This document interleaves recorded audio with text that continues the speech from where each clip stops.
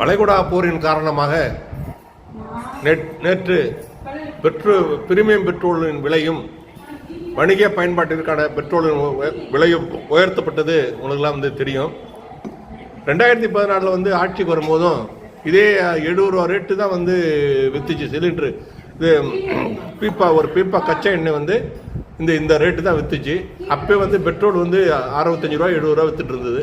அப்பயே பாஜக அரசு என்ன சொன்னுச்சுன்னா, கதிர் இருக்கையில் நாங்கள் ஆட்சிக்கு வந்தால் பெட்ரோல் விலையை 40 ரூபாய் கொண்டு கொடுப்போம், 40 ரூபாய் கொடுப்போம். அப்போ சிலிண்டர் 400 ரூபாய்க்கு வித்துச்சு. சிலிண்டரை நாங்கள் 250 ரூபாய் கொடுப்போம்னு சொல்லிட்டு வாக்குறுதி கொடுத்து தான் வந்தாங்க. இவங்க ஆட்சிக்கு வந்த பிற்பாடு அந்த விலை பெட்ரோல் டீசல் விலை கிட்டுன்னு உச்சத்துக்கு போய் அந்த 100 ரூபாய் உச்சம் தொட்டுது. இப்போ அதில் குறிப்பாக இன்னொன்று முக்கியமாக சொல்லணும்னா என்னன்னு கேட்டிங்கன்னா, அந்த பெட்ரோல் டீசல் விலை நிர்ணயம் பண்ணுறதை முன்னாடி அரசாங்கம் தான் நிர்ணயம் பண்ணிட்டு இருந்தது. இவங்க அனைத்து துறையும் தனியாருக்கு திறந்து விட்டுட்டு இப்போ தனியாரே அவங்க இஷ்டத்துக்கு பெட்ரோல் டீசல் விலையை நிர்ணயிச்சுக்கலாம்னு சொல்லிட்டாங்க.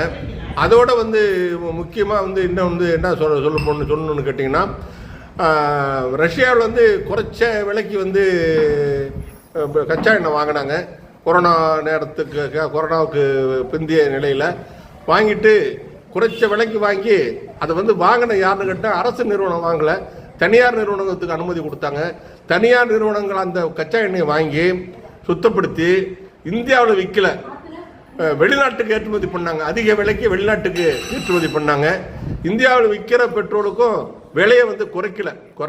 விலை கச்சா எண்ணெய் விலை கூடும் போது இப்போ கூட்டுறாங்க, விலை குறையும் போது குறைக்கணும் இல்லையா? அந்த விலை குறைப்பு பயனாளருக்கு போய் சேரல.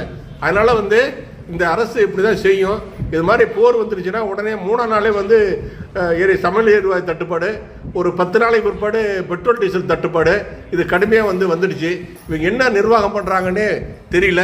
மக்கள் தான் சிந்திக்கணும்.